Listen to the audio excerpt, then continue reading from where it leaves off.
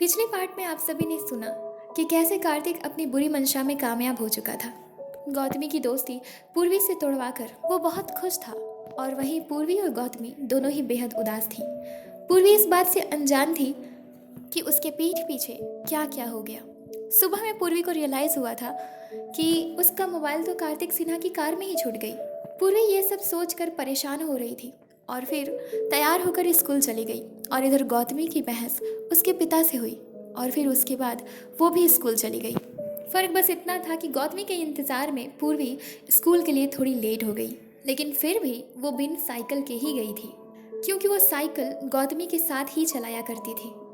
इधर अभिजीत जल्दी उठने की वजह से होमवर्क बनाते बनाते पूर्वी के बारे में सोचते सोचते टेबल पे ही हेड डाउन करके सो गया था। तो आइए जानते हैं कि आगे क्या होता है। 7:30 बज गए। उन लोगों के स्कूल में असेंबली सवेरे 8 बजे से शुरू होता था। अभिजीत, जो कि अभी भी सो ही रहा था अपने रूम में, राघव और सुमित बाहर से हॉल में एंटर करते हैं तो उन दोनों ने देखा कि अभिजीत के माता पिता आपस में बातें करते हुए डाइनिंग टेबल पर ब्रेकफास्ट कर रहे थे। तब राघव और सुमित दूर से ही उन दोनों को नमस्ते करते हुए बोले, नमस्ते आंटी, नमस्ते अंकल। अभिजीत के माता पिता उन दोनों को देखते हैं। तब अभिजीत की माँ बोली, आगे तुम दोनों आओ, हमारे साथ ब्रेकफास्ट करो, आओ बैठो हमारे साथ। फिर राघव बोला, नो थैंक्स आंटी, एक्चुअली हम लोग ब्रेकफास्ट करके ही आए हैं। आप बस अभिजीत को बुला दीजिए। कहाँ है वो? अब तक तैयार नहीं हुआ क्या? रोज़ तो वो खुद इतने वक्त तक तैयार होकर हमारा कार के पास इंतज़ार करता है, तो फिर आज क्या हो गया? आज वो कार के पास था नहीं, इसलिए हमें खुद आना पड़ा। फिर सुमित बोला, आंटी आप उसे बुला दीजिए ना, हमें देरी हो जाएगी, सिर्फ आधा घंटा ही बाकी है असेंबली स्टार्ट होने में। अभिजीत की माँ फिर से बोली, एक्चुअली अभिजीत आज स्कूल नहीं जाएगा, उसकी तबीयत खराब है, उसे चोट लगी है, तो आज तुम दोनों को अकेले ही जाना पड़ेगा बिना उसके। अभिजीत के बारे में ऐसी खबर सुनकर राघव और सुमित को उसकी चिंता हुई। फिर राघव उन लोगों की तरफ एक कदम बढ़ते हुए चिंता करते हुए पूछा, लेकिन चोट कैसे लगी? अभिजीत के पिता बोलते हैं, चिंता मत करो, अब वो ठीक है, बस हल्की फुल्की चोट आई है, डॉक्टर ने कहा है 2 दिनों तक रेस्ट करने के लिए, उससे ज़्यादा कुछ नहीं। दवाई दी है, खाया उसने, अब ठीक है, आराम कर रहा है रूम में। फिर सुमित राघव से कहता है, तो चल राघव, हम स्कूल चलते हैं, उसे सोने देते हैं। तब राघव कहता है, नहीं यार, मुझे हल्की सी टेंशन हो रही है उसकी। आंटी, क्या हम उससे दूर से ही देख सकते हैं? हम उसे डिस्टर्ब नहीं करेंगे। फिर अभिजीत की माँ बोली, हाँ जाओ, कमरे में ही है वो। राघव और सुमित अभिजीत के कमरे की तरफ चले जाते हैं। जब वो दोनों अभिजीत के कमरे के बाहर पहुंचते हैं तो उन्होंने देखा कि उसके कमरे का दरवाज़ा हल्का सा खुला था। सुमित दरवाजे को और खोलकर कमरे के अंदर झांकता है। अभिजीत को स्कूल यूनिफॉर्म पहने हुए चेयर पर बैठकर सोते हुए देख सुमित बोला, इसने तो स्कूल यूनिफॉर्म पहन रखी है और आराम से चेयर पर बैठे बैठे सो रहा है। राघव सुमित के पीछे खड़ा था, जिसके कारण राघव कुछ भी देख नहीं पा रहा था। फिर राघव सुमित को बोला, चल अंदर चलते हैं। वो दोनों कमरे के अंदर अभिजीत के पास जाते हैं। अभिजीत के एक ओर राघव और दूसरी ओर सुमित खड़े हो गए। फिर राघव उसके चेहरे को देखते हुए बोला, अरे वाह, ये तो बड़े मजे से सो रहा है। ये कल यूनिफॉर्म पहन कर सोया था या फिर आज यूनिफॉर्म पहना है इसने? इतना कहकर राघव और सुमित आपस में हंसते हैं। फिर सुमित अभिजीत को जगाते हुए बोला, अभिजीत उठो, स्कूल नहीं जाना क्या? अभिजीत नींद में ही जवाब देता है, जाना है स्कूल। फिर राघव बोला, लेकिन तुम्हारे माँ पापा तो कह रहे हैं कि तुम स्कूल नहीं जाओगे, तुम्हें चोट लगी है। ठीक है दोस्त, हम दोनों चलते हैं, बाय। सुमित के ऐसा कहने पर अभिजीत एक बार में ही जग गया। वो जग कर राघव और सुमित को देखते हुए बैठे बैठे ही बोला, तुम दोनों यहाँ क्या कर रहे हो? फिर अचानक से उसे याद आया कि उसे स्कूल भी जाना है। तभी वो चौंकते हुए बोला, ओ गॉड, टाइम कितना हो गया सुमित? फिर राघव कहता है, 7:30 बज गए हैं, अब तो 7:35 हो गया, तुझे स्कूल जाना है क्या? अभिजीत अपनी बुक्स को बैग में रखते हुए बोला, ओ गॉड, मैंने कोई होमवर्क नहीं किया, पता नहीं क्या होगा मेरा आज। और ये क्या तुम लोग बार बार पूछ रहे हो कि मुझे स्कूल जाना है कि नहीं? क्यों नहीं जाऊँगा मैं? सवेरे 5 बजे का ही तैयार होकर के बैठा हुआ हूँ, सोचा होमवर्क कर लूँ। लेकिन ना जाने कब आंख लग गई और मैं सो गया। वो अपनी स्टडी टेबल के ड्रॉर में से अपने कार की चाबी निकालते हुए बोलता है, चाबी राघव की तरफ बढ़ाते हुए, राघव गाड़ी आज तू चलाएगा। फिर वो अपनी बैग को पैक करने के बाद अपने कंधे से लटकाते हुए राघव और सुमित को देखते हुए बोला, हाँ तो अब चलें। फिर राघव कहता है, 1 मिनट, तूने कहा कि तू 5 बजे से तैयार होकर बैठा हुआ था, क्यों? इतनी क्या एक्साइटमेंट और जल्दबाजी थी तुझे स्कूल जाने की? फिर अभिजीत बहाना बनाते हुए बोला, मेरी नींद जल्दी खुल गई थी तो मैंने सोचा कि तैयार हो जाता हूँ स्कूल के लिए, तो इससे मैं यूनिफॉर्म पहन के तैयार होके ही सो गया। एक्चुअली मैं सोना नहीं चाह रहा था, 2.5 घंटे बचे थे मेरे पास, तो मैंने सोचा कि कल के कुछ इवेंट्स के कारण मैं होमवर्क नहीं कर पाया तो आज कर लूँ, लेकिन ये नींद, ये तो मेरा पीछा ही नहीं छोड़ती। फिर सुमित कहता है, लेकिन तू अपने चोट लगने का कारण बताएगा? अभिजीत बोला, एक्चुअली मेरी किसी से फाइट हो गई थी, किसी को बचाने के चक्कर में किसी को मैंने बहुत पीटा और फिर उसने भी मुझे पीटा। फिर राघव कहता है, तू किसको बचा रहा था और किससे लड़ाई हुई थी तेरी? फिर अभिजीत उन दोनों से बोला, अरे मेरे भाई, जो भी पूछना होगा वो रास्ते में पूछ लेना, अभी चलो वरना हम लेट हो जाएंगे। राघव कहता है, हाँ चलो चलते हैं। तीनों ही एक साथ बाहर हॉल में आ जाते हैं। अभी भी अभिजीत के माता पिता डाइनिंग टेबल की चेयर पे ही बैठे थे और आपस में कुछ बातें कर रहे थे।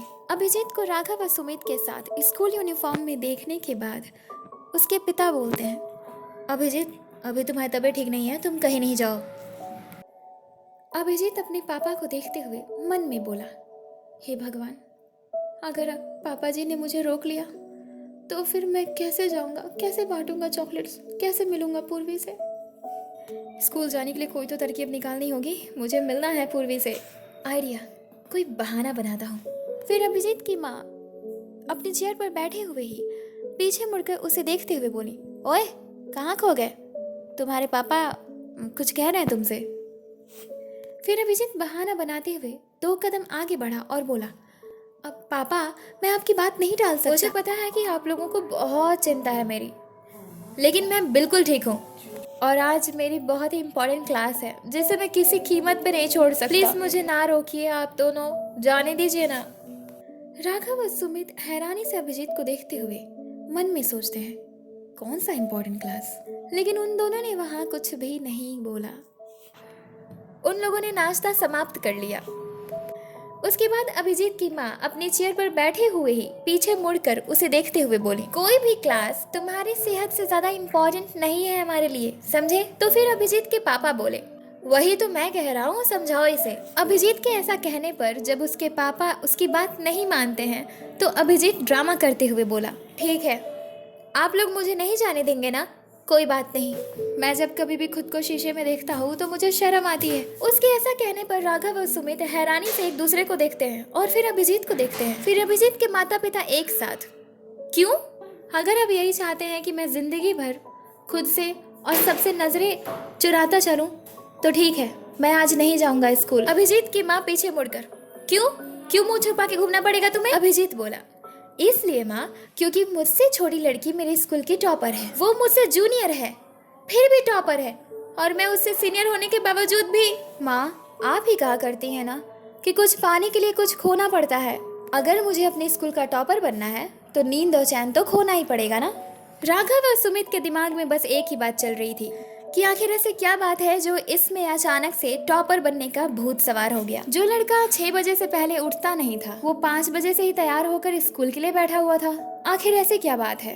फिर राघव और सुमित एक दूसरे को देखते हैं और राघव सुमित को देखते हुए अपनी एक आईब्रो को रेज करते हुए बोला धीमी आवाज में, मुझे तो कुछ गड़बड़ लग रहा है इस अभिजीत में। फिर सुमित बोला, पूछना पड़ेगा महाशय जी से आखिर चल क्या रहा है। राघव बोला, अब इसे सुनते हैं। अभिजीत दौड़ता हुआ अपनी माँ के पास जाकर उन्हें पीछे से गले लगाते हुए प्यार भरे शब्दों में क्यूट एक्सप्रेशन के साथ कहता है, मम्मा, पापा को बोलिए ना कि वो मुझे जाने दें स्कूल। तब उसकी माँ हंसते हुए, ठीक है जाओ, लेकिन ब्रेकफास्ट करके। बैठो, मैं नाश्ता लेकर आती हूँ। अभिजीत स्कूल जाने के लिए बहुत एक्साइटेड था, जिसके कारण वो ब्रेकफास्ट के लिए अपनी माँ को कहता है, नो मॉम, अब मुझे मेरा लंच बॉक्स दे दीजिए, we are just getting late mom. फिर अभिजीत के पापा बोलते हैं, नहीं, ब्रेकफास्ट करके जाओ। अभिजीत कहता है, राघव सुमित, तुम दोनों वहाँ खड़े खड़े क्या कर रहे हो? आओ मेरे साथ ब्रेकफास्ट करो, मम्मा जल्दी दीजिए। फिर सुमित कहता है, मैं और राघव कार में बैठे हैं, तू ब्रेकफास्ट करके आ। इतना कहकर वो दोनों वहाँ से जाने लगे। जाते हुए राघव बोला, और हाँ, लंच बॉक्स लेना मत भूलना, ओके? अभिजीत, ओके। वो दोनों कार में जाकर बैठ जाते हैं। इधर अभिजीत 2 मिनट में ब्रेकफास्ट खत्म करके अपने लंच बॉक्स को बैग में रखकर वहाँ से निकल जाता है। अभिजीत हॉल से बाहर कार के पास जाने के लिए गेट की तरफ जाते हुए बोला, ओके माँ, जा रहा हूँ मैं। इधर से उसके माता पिता भी उसे बाय कहते हैं। इधर ये दोनों कार में बैठे अभिजीत का इंतजार करते हुए उसके बारे में ही बातें कर रहे थे। कार रोड साइड में लगी हुई थी। अभिजीत के हाउस के गार्डन के मेन गेट के बाहर राघव और सुमित आपस में। राघव कहता है, तुझे कुछ डाउट नहीं हो रहा अभिजीत पे? फिर सुमित बोला हंसते हुए, डाउट? कैसा डाउट? हम इस पे शक भी कैसा कर सकते हैं? सीधा साधा भोला भाला सा लड़का है ये, साफ दिल का है अभिजीत। उसके मन में कुछ भी होता है तो वो बोल देता है। फिर राघव सुमित को देखते हुए बोला, हाँ तो मैंने कब कहा कि बुरा लड़का है वो? मैं तो कहने की कोशिश कर रहा हूँ कि स्कूल में कुछ तो है ऐसा जो उसे स्कूल जाने के लिए इतना एक्साइटेड कर रहा है। कल तक तो सब ठीक था, पर आज क्या हो गया अचानक से? तभी सुमित बोला, कल तूने देखा था कार के बाहर धूप में पूर्वी की नोटबुक लेकर इंतजार कर रहा था वो? कहीं इसके इस एक्साइटमेंट का कारण पूर्वी तो नहीं? राघव मुंह बनाते हुए, क्या वो? लगता नहीं है। राघव ड्राइविंग सीट पे और सुमित उसके बगल में बैठा हुआ था। अभिजीत कार के दरवाजे को खोलकर पीछे की सीट पर बैठते हुए बोला, क्या बातें चल रही हैं हाँ? अपनी बैग को शीट पर अपने बगल में रखते हुए अभिजीत बोला, चलो चलते हैं जल्दी। इतने पर राघव हंसते हुए बोला, इतनी एक्साइटमेंट? इतना कहकर राघव कार को स्टार्ट कर देता है और फिर वो तीनों निकल जाते हैं स्कूल को। रास्ता लगभग 10 मिनट का था। आधे घंटे के समय में अब केवल उन लोगों के पास 20 मिनट ही बचे थे। बहुत सारी गाड़ी और बसेस चलने के कारण बाहर से धूल आ रहे थे, जिसकी वजह से अभिजीत राघव को बोला, राघव मेरे तरफ के दोनों विंडोज को बंद कर दो, बाहर से बहुत धूल आ रहा है। राघव विंडोज को बंद करते हुए, यार अभिजीत, तुझसे एक बात पूछ सकता हूँ? तब अभिजीत कहता है राघव को देखते हुए, आप पूछ सकते हो, पूछो। वैसे जब मैं माँ से बातें कर रहा था तो तुम दोनों आपस में क्या बातें कर रहे थे? क्या खुसुर फुसुर चल रही थी उधर? हाँ? सुमित सामने देखकर मुस्कुराते हुए अभिजीत को कहने लगा, हम जो बातें कर रहे थे ना वही तुझसे पूछने वाले हैं। फिर अभिजीत सुमित को देखते हुए, क्या जानना चाहते हो तुम? यही ना कि मुझे चोट कैसे लगी? हाँ, फाइट किससे हुई? राघव और सुमित एक साथ, नहीं, कुछ और भी जानना चाहते हैं। फिर सुमित बोला, पहले वो नहीं, पहले ये बता कि तू इतना एक्साइटेड क्यों है स्कूल जाने के लिए? सच सच बता ना, वरना आज से तेरी और हमारी दोस्ती खत्म। क्यों राघव? अब चल बता। राघव भी सामने देखते हुए, हाँ और नहीं तो क्या, अब चलो बताओ क्या हुआ है? अभिजीत हंसते हुए बोला, हाँ, बता दूं सच में तुम लोगों को, लेकिन यार मैं इतनी जल्दी नहीं बताना चाहता। राघव बोला, लेकिन तुझे बताना पड़ेगा, और अब तो हम जान के रहेंगे, क्योंकि ज़रा हम भी तो सुने कि ऐसी कौन सी बात है जो तू अब भी नहीं बताना चाहता है। फिर अभिजीत बोला, यार तुम लोग कितने बुरे हो। फिर सुमित अभिजीत को पीछे मुड़कर देखते हुए मुस्कुराते हुए बोला, और नहीं तो क्या, दोस्त बुरे होते ही हैं। आप चल बता जल्दी, समय आने का इंतजार हमसे नहीं होगा। अभिजीत ने शर्माते हुए कहा, मैं बताना चाहता हूँ लेकिन अभी नहीं बताऊंगा। सुमित इस तरह से उसे देखकर उसे टीज करते हुए बोला, अच्छा, मुझे तो कुछ बहुत बड़ी गड़बड़ लग रही है, तू कुछ बताएगा? फिर राघव अभिजीत को टीज करते हुए कहता है, यार सुमित, मुझे तो लगता है कि किसी लड़की के चक्कर में पड़ गए हैं जनाब। क्यों अभिजीत? हाँ? राघव और सुमित आपस में हाई फाई करते हुए हंसते हैं। अभिजीत उन दोनों की बात सुनकर हंसता है।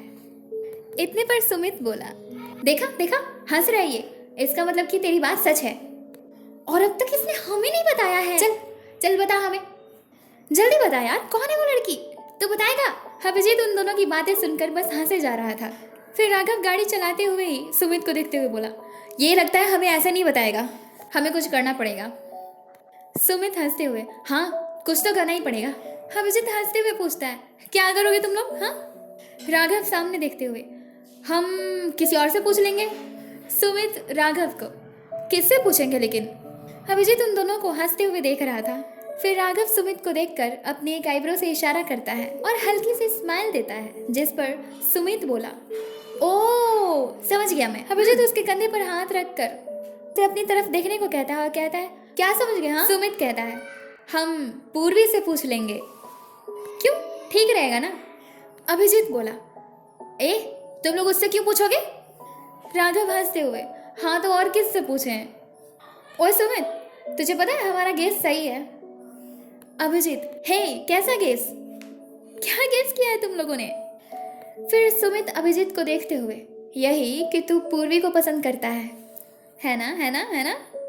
अभिजीत पूर्वी का नाम सुनकर शर्माते हुए हंसा, जिस पर सुमित फिर बोला देखा मैंने कहा था कि पूर्वी ही है। फिर राघव हैरानी से खुश होते हुए बोला गज्जब। हाँ तो अब क्या तू मुझे बताएगा कि ये सब हुआ कैसे, या उसके लिए मुहूर्त निकलवाऊं? यार अभिजीत हमें कुछ तो बता, बहुत एक्साइटमेंट हो रही है जानने के लिए कि तू कब से उसे पसंद करता है। राघव अभिजीत से बातें ये सब कुछ सामने देखते हुए ही कर रहा था। सुमित फिर से गेस करते हुए बोला वैसे भी हमारे स्कूल की सेंटर ऑफ अटेंशन वही है, तो हो सकता है कि तू उसे शुरू से ही पसंद करता हो जब से तू क्लास 11th में आया। फिर राघव बोला हमारे स्कूल को ज्वाइन किए हुए इसे 7 महीने हो गए और जनाब आज बता रहे हैं। राघव मजाक करते हुए सुमित को देखते हुए बोला मैं एक काम करता हूँ, गाड़ी रोकता हूँ और फिर पीटते हैं हम दोनों इसको, उसके बाद स्कूल चलेंगे। क्यों सुमित कैसा रहेगा? हाँ अभिजीत? सुमित कहता है और नहीं तो क्या। फिर अभिजीत कहता है ओए तुम लोग मुझे पिटना क्यों चाहते हो? हाँ। फिर सुमित कहता है पिटाई नहीं खाएगा तो क्या अगरबत्ती लेकर पूजा करें हम तेरी? इतने महीने पहले से तू पूर्वी को पसंद करता है लेकिन तूने हमें एक बार भी बताना ठीक समझा? फिर राघव और नहीं तो क्या। उन दोनों के गुस्से में अभिजीत के लिए अपनापन भी था। फिर अभिजीत कहता है ओए तुम लोगों से किसने कह दिया कि मैं कुछ महीने पहले से पसंद करता हूँ उसे? हाँ। राघव तो सुमित हैरानी से अभिजीत को देख रहा था और राघव भी सुनने के लिए एक्साइटेड था, लेकिन वो सामने देखकर गाड़ी चला रहा था, अपनी एक्साइटमेंट को पूरी तरीके से नहीं दिखा पा रहा था वो। तब अभिजीत बोलता है तुम लोगों को जान के हैरानी होगी कि मैं उससे पहली बार उस स्कूल में कल ही मिला। फिर वो पूर्वी के ख्याल में खो कर बोलने लगा मैंने उसे अपने स्कूल में पहले कई बार देखा था लेकिन नोटिस नहीं किया था, लेकिन जब मैंने उसे इतने करीब से अपनी क्लास में देखा तो मेरी नज़र उस पर से हटी ही नहीं, मैं बस उसे ही देखता रह गया। तुम लोगों को पता है उस दिन जब मैंने उसे देखा था तो मैंने सोचा कि बस एक अट्रैक्शन है, और फिर जब मैं घर गया तो मेरे दिमाग में सिर्फ वही चल रही थी। मेरे सामने जो कुछ भी आ रहा था वो सब कुछ ऐसा लग रहा था कि जैसे पूर्वी से जुड़ी हुई हो। घर में चारों तरफ उसी के परफ्यूम की खुशबू थी, ऐसा लग रहा था कि वो मेरे आसपास खड़ी है। वो मेरे दिमाग में ना चले जिसकी वजह से मैं पढ़ाई करने बैठा, लेकिन जब कभी भी मैं मैथ्स की किताब या कोई भी बुक देख रहा था तो मुझे बस उसी की याद आ रही थी। उसका नाम, उसकी इवेंट्स, उसकी हंसी, उसका चेहरा मैं भुला नहीं पा रहा था। मेरा दिमाग उसके बारे में इतना ज़्यादा सोचने लगा कि पढ़ाई पर फोकस करना मेरे बस की बात नहीं लग रही थी उस वक्त। इसी वजह से मैं कैफ़े में गया, लेकिन वो वहाँ भी गौतमी के साथ आ गई। अभिजीत ने अपने साथ हुए सभी इवेंट्स को उन दोनों से शेयर कर दिया। सब कुछ बताने के बाद अभिजीत बोला मुझे तो कल रात सभी इवेंट्स के बाद पता चला कि मैं उससे प्यार करता हूँ। राघव और सुमित शांति से उसकी बातों को सुन रहे थे। जब अभिजीत ने सब कुछ बता दिया तो राघव ने कहा अभिजीत नाम क्या है उस बिजनेसमैन का? ज़रा मैं भी तो जानूँ, कौन है जो इतनी अक्कड़ दिखा रहा है? अभिजीत बताया तो वर्ल्ड का सबसे बड़ा बिजनेसमैन है वो। तब सुमित हल्के से डर के साथ हैरानी से अभिजीत को देखते हुए बोला अभिजीत कहीं कार्तिक सिन्हा के बारे में तो नहीं कह रहा ना? अभिजीत सुमित से हैरानी से पूछता है क्यों, अगर कार्तिक सिन्हा ही हुआ तो? फिर राघव सामने देखते हुए ही बोला देख अभिजीत, प्रार्थना कर कि कार्तिक सिन्हा ना हो। सुमित हाँ तुझे पता है कार्तिक सिन्हा कौन है? अभिजीत देख तू डरा मत, तू बता कि क्या वो कार्तिक सिन्हा ही था? अभिजीत कार्तिक के बारे में जानता तो था लेकिन सब कुछ नहीं। अभिजीत बिना किसी डर के बोला हाँ कार्तिक सिन्हा ही था वो। राघव और सुमित एक दूसरे को देखते हैं, उन दोनों के ही चेहरे पे डर था। अभिजीत उन दोनों के चेहरे पर उस डर को देखकर उसकी वजह पूछता है। अभिजीत कहता है क्या हुआ, तुम लोग इतने डर क्यों रहे हो उससे? वो कुछ नहीं कर पाएगा, तुम लोग चिंता क्यों कर रहे हो? सुमित बेहद घबरा जाता है। सुमित अभिजीत को घबराहट से देखते हुए समझाते हुए बोला, अभिजीत, तुझे नहीं पता कि कितना खतरनाक है ये मिस्टर कार्तिक सिन्हा। पता नहीं कैसे उसने तुझे सिर्फ मार के छोड़ दिया। उनसे ऐसे अकड़ कर कोई बात कर ले उनके सामने और वो उसे छोड़ दे, इट्स नॉट पॉसिबल। तू बहुत लकी था कि बीच में कार्तिक की माँ आ गई तो तू बच गया, नहीं तो तू तो ज़्यादा कल ही। अभिजीत हल्के से हैरानी के साथ कहता है, ऐसा शैतान आदमी अपनी माँ की बात कैसे मान गया? राघव, उसके पिता नहीं है, उनकी मौत हो चुकी है किसी कार एक्सीडेंट। बचपन से ही उनकी माँ ने खुद नौकरी करी छोटी मोटी और उनको पाला। तभी राघव जल्दबाजी में गाड़ी को रोकने के लिए जोर से ब्रेक लेता है। तब अभिजीत और सुमित राघव को देखते हैं। अभिजीत बोला, क्या हुआ? इतने जोर से ब्रेक लेने की क्या जरूरत थी राघव? फिर राघव बोला, जिसका दोस्त ऐसा हो उसे ब्रेक लेने की जरूरत है यार। तू ना अपने कदमों को रोक ले, समझा? और इस पूर्वी को भी रोक। क्या लगता है तुझे कार्तिक सिन्हा तुझे माफ कर देंगे? किसी कीमत पर नहीं। उनकी माँ की वजह से वो मजबूर थे उस वक्त। उनके बारे में सब कुछ जानते हैं हम। बहुत डरावने हैं यार वो। राघव की हर बात पे हामी भर रहा था सुमित। अभिजीत ये सब भी कुछ हैरानी से सुन रहा था। फिर राघव अपनी घड़ी को देखते हुए, ओ गॉड, पूरे 8 बज गए, गेट अब बंद ही हो रहा होगा। चलो निकलो गाड़ी से, स्कूल आ गए हैं हम। सुमित, राघव और अभिजीत तीनों ही अपनी बैग को लेते हुए जल्दबाजी में गाड़ी से बाहर निकले। फिर सुमित ने कहा, तूने पहले क्यों नहीं बताया? राघव कहता है, तो क्या हुआ, आप बताया ना, अब चल जल्दी। सुमित जब देखता है तो गेट बंद हो चुका था और उसके दूसरी ओर गार्ड खड़े थे। अभिजीत और राघव दोनों ही अपनी यूनिफॉर्म को ठीक करने में बिजी थे। तभी सुमित अभिजीत को गेट की तरफ इशारा करते हुए बोला, अभिजीत वो देख, पूर्वी। अभिजीत और राघव दोनों ही गेट की तरफ देखते हैं। अभिजीत, वो भी लेट पहुंची है क्या? सुमित अभिजीत का हाथ पकड़ के कहता है, अब चल जल्दी। वो तीनों पूर्वी के बगल में आकर खड़े हो गए। गार्ड गेट को अंदर से लॉक करने के बाद कहते हैं, तुम लोग लेट आए हो इसलिए तुम लोग एंटर नहीं करोगे। सुमित अभिजीत का हाथ पकड़ के जबरदस्ती उसे पूर्वी के बगल में लाकर खड़ा कर देता है। जब पूर्वी अभिजीत को देखती है तो अभिजीत मुस्कुराते हुए कहता है, क्या हुआ? पूर्वी उसे देखते हुए सौम्य भाव से कहती है, कुछ भी तो नहीं। अभिजीत पूर्वी के बगल में ही खड़ा था, एकदम नजदीक, जिसके कारण पूर्वी को भी घबराहट हो रही थी। पूर्वी नर्वसनेस की वजह से उसके सामने कॉन्फिडेंट नहीं हो पा रही थी। तब वो बहुत संभालते हुए एक लंबी गहरी सांस लेकर खुद को कॉन्फिडेंट दिखाते हुए गार्ड अंकल से बोलती है, अंकल मेरी तबीयत ठीक नहीं है, मेरे पेट में बहुत दर्द है। पूर्वी के पेट में कोई दर्द नहीं था, वो बस अंदर जाने की तरकीब ढूंढ रही थी। अभिजीत की और पूर्वी की दोनों की हार्ट बीट बहुत तेज हो चुकी थी। दोनों ही एक दूसरे के प्रेजेंस के कारण नर्वस हो रहे थे, लेकिन दोनों ये शो कर रहे थे कि वो बहुत कॉन्फिडेंट हैं। राघव और सुमित को उन दोनों की नर्वसनेस महसूस हो रही थी, जिसके कारण वो दोनों आपस में ही हंस रहे थे। फिर से पूर्वी कहती है, अंकल प्लीज, मेरे पेट में बहुत दर्द हो रहा है, जाने दीजिए ना। अभिजीत को मन ही मन पूर्वी की चिंता होने लगती है। फिर पूर्वी कहती है, अंकल एक चेयर दे दीजिए ना बैठने को मुझे। तब गार्ड उस गेट के लॉक को खोलकर पूर्वी को बैठने के लिए एक चेयर देते हैं। पूर्वी उस पर बैठने के बाद अपने नाटक को अंजाम देते हुए पेट तेज दर्द होने का नाटक करती है। अंकल पानी मिल सकता है? राघव और सुमित दोनों ही बड़े कूल बनकर पूर्वी को देख रहे थे। अभिजीत कुछ नहीं कह रहा था, वो चुपचाप शांत खड़ा था, क्योंकि मन ही मन उसे पूर्वी की बहुत चिंता सताए जा रही थी। वो चेहरे से परेशान तो नहीं नजर आ रहा था, लेकिन अंदर ही अंदर वो बहुत परेशान था। पूर्वी के पानी मांगने पर गार्ड गेट को बिना लॉक किए स्टाफ रूम में रखे अपने बॉटल को लेने चले गए। उनके जाने के थोड़ी देर बाद पूर्वी उठकर खड़ी हो गई और बोलने लगी, चलो भागो अंदर चलते हैं। उसने बाहर से ही अंदर हाथ लगाकर ताले को निकाल दिया और फिर गेट को खोल दिया, क्योंकि गार्ड वापस से ताला लॉक करना भूल गए थे। सुमित और राघव एक साथ हाथ पकड़ के सबसे पहले गेट के अंदर चले गए। पूर्वी अभिजीत के बगल में जाकर खड़ी हो गई और बोली, चलो तुम यहाँ क्यों खड़े हो, तुम्हें डांट खाना है? अभिजीत मासूमियत से पूर्वी को देखने लगा और बोला, पूर्वी हंसते हुए बोली, तो फिर यहाँ क्यों खड़े हो, अंदर चलो। इतने बस सुमित ने देखा कि गार्ड अंकल स्टाफ रूम से बाहर निकलकर आ रहे थे। तब राघव अभिजीत को आवाज लगाते हुए, ओए भागो, गार्ड अंकल आ गए। इतना कहकर राघव और सुमित दोनों क्लास की तरफ भाग गए। अभिजीत ने जैसे ही सुना कि गार्ड उसकी तरफ आ रहा है, उसने जल्दी से पूर्वी की हाथ को पकड़ा और उसे अपने साथ लेकर स्कूल के अंदर भाग गया। बच्चे अपने क्लासरूम के बिल्डिंग में असेंबली हॉल से होकर गुजरते थे। असेंबली हॉल में सभी बच्चों ने लाइन लगा रखी थी। सभी स्टाफ्स टीचर्स वहीं थे, सिवाय प्रिंसिपल सर के। पहले राघव और सुमित भागकर एक साथ क्लासरूम में चले गए।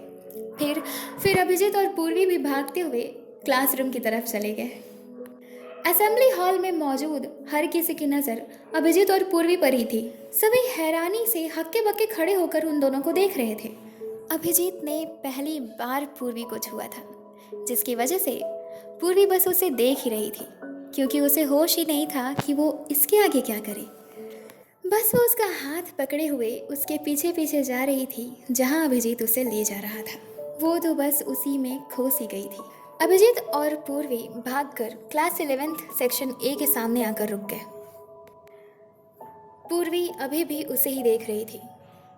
राघव और सुमित अपनी बैग को अपनी अपनी सीट पर रख चुके थे और अब उन लोगों की नज़र पूर्वी और अभिजीत पे थी। वो लोग उन दोनों से दूर खड़े होकर उन दोनों को ही देखने लग गए। अभिजीत पूर्वी का हाथ छोड़कर सौम्य भाव से कहता है, उसे प्यार से देखते हुए, तुम्हारा क्लास ऊपर है, ये क्लास मेरा है। अभिजीत के ऐसा कहने पर पूर्वी होश में आकर बोली, हाँ मेरा क्लास ऊपर है, थैंक यू मुझे बचाने के लिए, गार्ड अंकल से। पूर्वी इतना कहकर उसे देखकर हंसती है और फिर वहाँ से जल्दबाजी में सीढ़ियों से चढ़कर अपनी क्लास को चली जाती है। अभिजीत उसे जाता हुआ वहीं खड़ा होकर देखने लगता है। पूर्वी जब चली जाती है तो राघव और सुमित आते हैं अभिजीत के पास। राघव और सुमित एक साथ अभिजीत को टीज करते हुए बोलते हैं, क्या बात है। अभिजीत उन दोनों की अचानक से बात सुनकर पीछे मुड़कर देखता है और उन दोनों को देखकर हंसता है। तब राघव बोला, होश में आइए जनाब, पूर्वी जा चुकी है। अभिजीत हंसते हुए अपनी सीट पर जाकर अपने बैग को रख कर कहता है, अब चलो। वो तीनों क्लासरूम से बाहर निकलकर नीचे असेंबली में जाते हुए आपस में बातें करते हैं। तब सुमित बोला, अभिजीत तू नीचे से पूर्वी का हाथ पकड़ के उसे ला रहा था, तुझे पता है ना कि इस स्कूल के रूल्स कितने स्ट्रिक्ट हैं। इस स्कूल का रूल टूटा है, प्रिंसिपल सर को तो पता चलेगा ही। अगर ये बात हमारे डायरेक्टर सर को पता चला तो वो तुझे इस स्कूल से निकाल देंगे। तब अभिजीत बोला, अब चलो असेंबली में चलते हैं, इसके बारे में हम बाद में सोचेंगे। वो तीनों लाइन में जाकर लग जाते हैं। उस वक्त उन लोगों से कोई कुछ भी नहीं कहता, पर यह बात प्रिंसिपल सर तक गार्ड के द्वारा पहुंचा दी गई थी। प्रिंसिपल सर ऑफिस से बाहर तो आए थे, लेकिन उन्होंने अभिजीत को कुछ भी नहीं कहा था। इधर पूर्वी का दिल बहुत जोर जोर से धड़क रहा था। वो भागते हुए अपनी सीढ़ियों से चढ़कर अपने क्लासरूम में जैसे ही एंटर करती है, उसकी नज़र गर्ल्स की तरफ लास्ट बेंच पे फर्स्ट में बैठी हुई गौतमी पर पड़ी, जो कि बहुत ही काफ़ी उदास थी। पूर्वी से देखते ही बेहद खुश होकर बोली, गौतमी तू, थैंक गॉड तू स्कूल आई है। पूर्वी के ऐसा कहने पर गौतमी उसे देखती है। पूर्वी जल्दी जल्दी अपनी सीट पर जाकर अपने बैग को सीट पर रखते हुए बोली, पता है मैं बहुत डर गई थी, मुझे लगा कि तू आज स्कूल नहीं आएगी, एंड थैंक गॉड कि तू स्कूल आई है। पूर्वी गौतमी को देखकर इतनी ज्यादा खुश थी कि उसके चेहरे पर छाई हुई उदासी को वो नोटिस नहीं कर पाई थी। थोड़ी ही देर बाद पूर्वी को रियलाइज होता है कि पूर्वी के बगल में रेशमी की बैग रखी हुई है और गौतमी जूही के बगल में सबसे लास्ट बेंच पर फर्स्ट में बैठी। गौतमी अभी भी पूर्वी को ही देख रही थी। पूर्वी गौतमी से पीछे बैठने की वजह पूछने के लिए जैसे ही उसे देखती है, वो देखती है कि गौतमी की आंखों में आंसू हैं। पूर्वी ये देखकर गौतमी के पास गई और उसके चेहरे को अपने एक हाथ से पकड़ते हुए प्यार से बोली, क्या हुआ गौतमी, क्या बात है, तुम रो क्यों रही हो? किसी ने तुम्हें डांटा है या किसी से झगड़ा हुआ है तुम्हारा, या कल रात मैंने तुमसे। पूर्वी ने अभी अपने बातों को पूरा भी नहीं किया था, तभी गौतमी उसके हाथ को झटके से हटा देती है। अपने साथ ऐसा बिहेव पूर्वी देखकर हैरानी से गौतमी से पूछने लगी, क्या हुआ गौतमी, तुम मुझसे नाराज हो? गौतमी पूर्वी के बगल से निकलकर क्लास से बाहर जाने लगती है। तब पूर्वी दौड़कर उसके हाथ को पीछे से पकड़ लेती है और कहती है, रुक जाओ गौतमी, मुझे तुमसे कुछ बात करनी है। कहाँ जा रही हो तुम? गौतमी गुस्से से कहती है, मैं ईमानदार लोगों से बात नहीं करती पूर्वी, मेरा हाथ छोड़ो। पूर्वी कहती है, तू ये क्या कह रही है, मुझे कुछ समझ नहीं आ रहा। तुझे कुछ शिकायत है मुझसे तो कह ना, ऐसे मुंह फेर के खड़ी क्यों है तू? गौतमी पूर्वी की तरफ मुड़ी और अपने हाथ को छुड़ाकर क्लास से बाहर असेंबली में चली गई। पूर्वी उसके पीछे पीछे असेंबली में गई। वहां पर वो उससे बात नहीं कर पाई क्योंकि प्रेयर कब से शुरू थी। उन लोगों ने प्रेयर किया और फिर उसके बाद स्कूल की सभी क्लासेस लग गईं। इधर पूर्वी की क्लास में सभी बच्चों को पता चल चुका था कि पूर्वी और गौतमी के बीच कुछ खटपट हुई है, जिसके कारण गौतमी ने अपना सीट बदल दिया है। लेकिन पूर्वी बार बार गौतमी को मनाने की कोशिश में पीछे उसे मुड़ मुड़ कर देख रही थी। गौतमी से उसने कई बार सवाल भी करे, लेकिन गौतमी ने पूर्वी की एक भी बात का कोई जवाब नहीं दिया। गौतमी से जूही के द्वारा पूछने के बावजूद भी गौतमी ने इधर उधर करके उसकी बात को टाल दिया। गौतमी के इतने रूड बिहेव के कारण पूर्वी की आंखों में आंसू भर आए थे और इधर गौतमी की आंखें भी आंसुओं से भरे हुए थे। उन लोगों की बायो की क्लास चल रही थी। आनंद उस स्कूल के सबसे रिस्पेक्टेड टीचर थे। वो बायो पढ़ाते थे और वो पूर्वी और गौतमी की क्लास के क्लास टीचर थे। बच्चों का ऐसा कहना था कि आनंद सर बहुत ही सॉफ्ट हार्ट के हैं, लेकिन वो हर किसी को बहुत डांटा करते थे। जितना बच्चे उनकी रिस्पेक्ट करते थे उतना ही उनसे डरते भी थे और उन्हें पसंद भी करते थे। आनंद पढ़ाई के बीच में से ही गौतमी को कहते हैं, क्या हुआ है गौतमी, आज तुम दोनों दोस्त अलग अलग क्यों बैठी हो?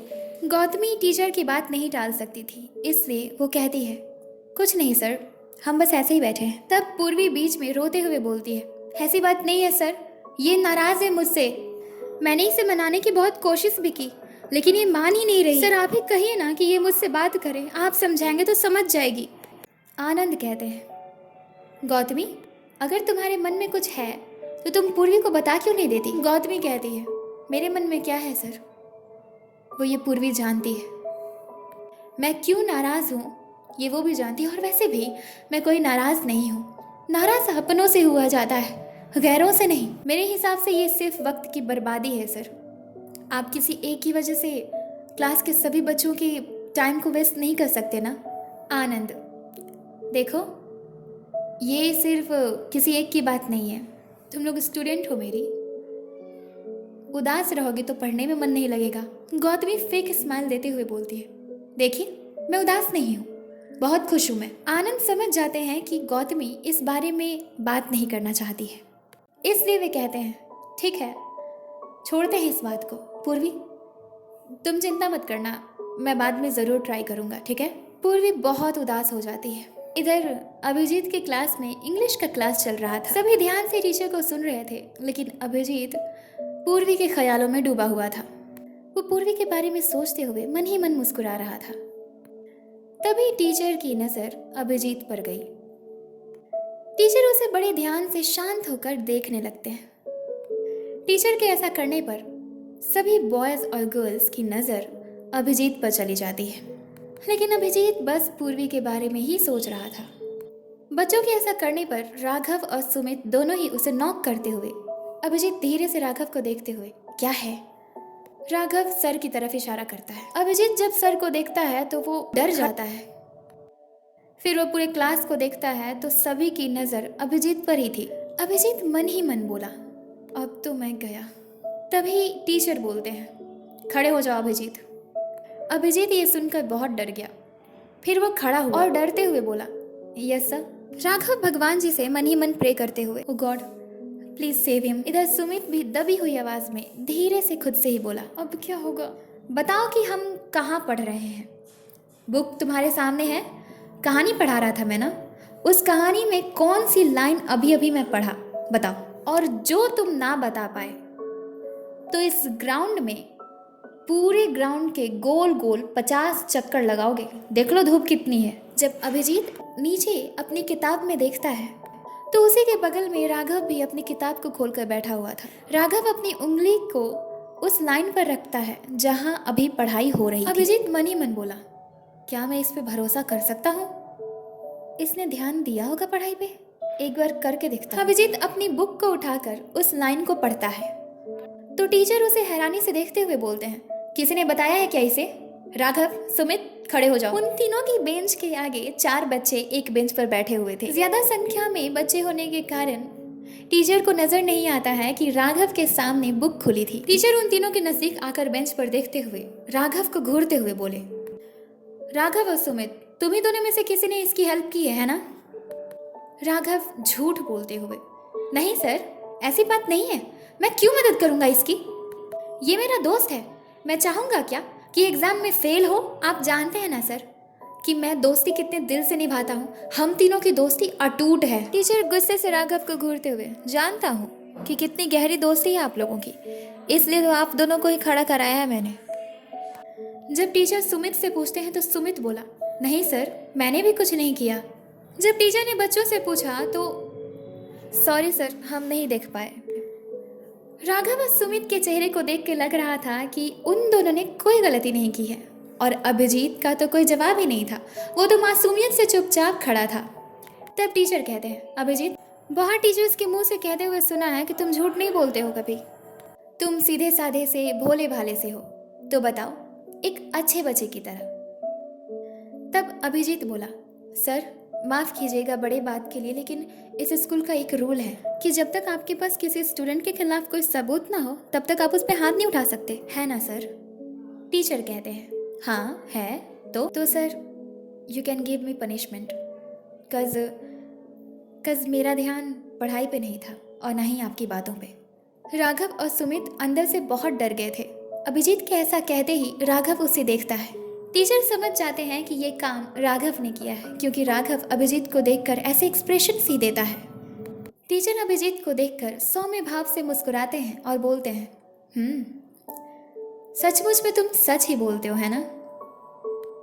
पता है सच बोलना कितना कठिन होता है लोगों के लिए। फिर टीचर बोलते हैं, तुम्हारी सच्चाई का इनाम यही है कि बैठ जाओ, तुम ध्यान दो पढ़ाई पे, चलो तुम तीनों बैठ जाओ। वो लोग मन ही मन भगवान जी को थैंक यू कहते हुए बैठकर चैन की सांस लेते हैं, और अभिजीत पढ़ाई पर फोकस करते हुए लंच टाइम का बेसब्री से इंतजार करने लगा। इधर कार्तिक सुबह 5 बजे ही उठ गया था। वो अपनी उसी फेवरेट चेयर पर अपने कमरे में खिड़की के सामने बैठकर सनलाइट में पूर्वी के मोबाइल में उसकी तस्वीरें देख रहा था। कभी उन तस्वीरों से बात करता, कभी कुछ तो कभी कुछ, कभी खुद से ही बातें कर रहा था। तभी कार्तिक के दिमाग में कुछ आता है, जिससे वो अपनी चेयर से उठकर अपनी टेबल पर रखी मोबाइल को लेकर आता है और फिर वापस से चेयर पर बैठ जाता है। वो अपने नंबर को पूर्वी के व्हाट्सएप नंबर से जोड़ देता है और फिर अपने नंबर पर पूर्वी के नंबर से उसकी सारी तस्वीरें सेंड कर देता है। इस हिसाब से उसे पूर्वी का नंबर भी मिल जाता है और पूर्वी की सारी तस्वीरें भी। जब कार्तिक पूर्वी की बची हुई तस्वीरों को अपने नंबर पर सेंड कर रहा था, तब उसमें से एक ऐसी तस्वीर मिली जिसे देखकर कार्तिक हैरान हो गया और साथ ही बहुत खुश भी हो गया। वो खुशी और हैरानी के एक्सप्रेशन के बीच फंसा हुआ था, समझ नहीं आ रहा था कि खुश हो या हैरान। फिर कार्तिक बोला, मिल गया पूर्वी से दोबारा मिलने का बहाना। वो अपने रूम में ही धीरे धीरे इधर उधर चलते हुए खुद से ही बातें करने लगा और बोलने लगा, कल रात से ही कब से सोच रहा था कि कौन सा बहाना ढूंढूं, कौन सी ऐसी तरकीब निकालूं जिससे मैं पूर्वी से दोबारा मिल सकूं, और वो भी ऐसे कि वो मुझे दोबारा भूल ही ना पाए और दोबारा उससे अलग होना ही ना। वो खुश होकर बोला, शायद गॉड भी चाहते हैं कि मैं पूर्वी से मिलूं। तभी तो उसका मोबाइल कार में छूटा और मम्मा ने मुझे दिया, और फिर उसके बाद ये इन्फॉर्मेशन मेरे हाथ लगा। अब चलता हूँ पूर्वी से मिलने। कार्तिक तो नहाकर सुबह ही तैयार हो चुका था। उसने सिंपल सी टी शर्ट और जीन्स पहन रखी थी। उसके बाल पूरी तरीके से मेस्ड हो चुके थे, लेकिन वो बहुत ही हैंडसम दिख रहा था। वो पूर्वी के मोबाइल को अपनी पॉकेट में रखकर अपने मोबाइल को हाथ में लिए शूज़ पहनकर वहाँ से जैसे ही निकलने चला, तो उसने सोचा कि क्यों ना एक बार जाने से पहले खुद को शीशे में देखूं। उसने जब खुद को शीशे में देखा तो उसे वो खुद ही पसंद नहीं आया। उसने मुंह बनाते हुए कहा, शे, मैं ऐसे मिलने जा रहा था उससे, एक टी शर्ट पहन के और जीन्स। वो अपनी कबर्ड को खोलकर उसमें से सभी कपड़ों को निकालकर बेड पर फेंक देता है। उन कपड़ों को उखेड़ उखेड़ कर उसमें से एक काले रंग की शर्ट निकालता है, जिसे उसने 1 महीने पहले खरीदा था, लेकिन उसे कभी पहना नहीं था। कार्तिक उस शर्ट को पहन लेता है और उसके ऊपर से काले रंग की स्किनी जीन्स, काले रंग की शूज और फिर एक सिल्वर कलर की घड़ी अपने बाईं कलाई पर बांधते हुए शीशे के सामने जाकर खड़ा हो गया। खुद को देखते हुए मुस्कुरा कर बोला, पता नहीं कैसा दिख रहा हूँ मैं। वो अपने कपड़ों पर परफ्यूम लगाने के बाद अपने बालों को अच्छे से सेट कर लेता है। वो बहुत हैंडसम दिख रहा था। कार्तिक तब पूर्वी के और अपने मोबाइल को लेकर पूर्वी की मोबाइल को पॉकेट में रखते हुए रूम से बाहर निकलता है। वो जैसे ही ऊपर सीढ़ियों से नीचे की ओर आ रहा था, हॉल में काम कर रहे सभी सर्वेंट्स की नज़र कार्तिक पर आकर टिक जाती है। वहाँ पर जितनी भी काम करने वाली फीमेल सर्वेंट्स थी, वो सभी अपने काम को छोड़कर एक जगह जमा होकर उसे देखने लगती हैं। कार्तिक इन सभी बातों से अनजान सीढ़ियों से उतरकर अपनी घड़ी में टाइम देखता हुआ गेट की तरफ जाने लगा। जैसे ही उसकी नज़र डाइनिंग टेबल पर जाती है तो वो देखता है कि ऋषि अपनी माँ के साथ बैठा हुआ नाश्ता कर रहा था। उसे देखकर कल रात गौतमी की बताई हुई बात कार्तिक को याद आ गई। कार्तिक गेट की तरफ जाने से पहले ऋषि के पास गया और बोला, ऋषि। तब ऋषि और उसकी माँ दोनों ही कार्तिक को देखती हैं। ऋषि जैसे ही कार्तिक को देखता है वो बस देखता ही रह जाता है। वो मुंह खोलकर बड़ी बड़ी आंखें कर लेता है और फिर कहता है, भैया, वाओ, कितने हैंडसम लग रहे हैं आप। वैसे जा कहाँ रहे हैं? हाँ। ऋषि की ऐसी बात सुनकर उसकी माँ उसे धीरे से मारते हुए हंसती हैं, जो कि जस्ट उसके बगल में ही बैठी हुई थी। इससे पहले कि कार्तिक ऋषि को डांटता, एक गार्ड दौड़ता हुआ हॉल में आता है और आते ही बोला, सर। जब सभी उस गार्ड की तरफ देखते हैं तो कार्तिक की नज़र सभी सर्वेंट्स पर पड़ती है और खास करके फीमेल सर्वेंट्स पर। तब उसकी माँ और ऋषि भी ये सब देखने लगते हैं। ऋषि अपनी माँ से धीमी आवाज़ में बोला, मम्मा, भैया सच में इतने खूबसूरत लग रहे हैं, तभी तो सब देख रहे हैं। उसकी माँ फिर हंसती हैं। तब कार्तिक गुस्से से चिल्लाते हुए सभी सर्वेंट्स पर बोला, क्या चल रहा है यहाँ पर? सभी अपने अपने काम करो। उसकी इतनी गुस्से भरी आवाज़ सुनकर सभी डर गए और सभी डर के मारे अपने अपने काम में वापस से लग गए। इस तरह ऋषि भी बहुत डर गया और साथ में उसकी माँ ने उसे डांट दिया, चुप कर तू, बहुत बोलता है तू। तब कार्तिक बोला, हाँ तुम बोलो, क्या बोलना है? सर, आपसे अभी और इसी वक्त कोई मिलना चाहता है। फिर कार्तिक बोला, लेकिन मैं किसी से नहीं मिलना चाहता, बोल दो, उसे मना कर दो, मैं बाद में मिलूंगा। गार्ड फिर कहता है, सर वो स्विट्ज़रलैंड से मिस प्रियांजलि सेन आई हैं, वही आपसे मिलना चाहती हैं।